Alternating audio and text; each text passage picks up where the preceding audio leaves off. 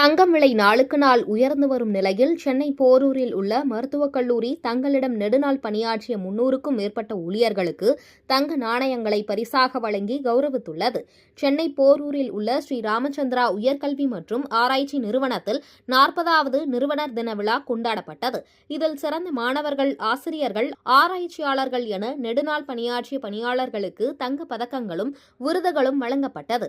அதேபோல் MBBS படிப்பில் சிறந்த முறையில் தேர்ச்சி பெற்ற வீணா மற்றும் சஞ்சனாவுக்கு தலா 3 தங்க பதக்கங்கள் என மொத்தம் 33 மாணவர்களுக்கு தங்க பதக்கங்களும் 67 மாணவர்களுக்கு ரொக்க பரிசும் வழங்கப்பட்டது.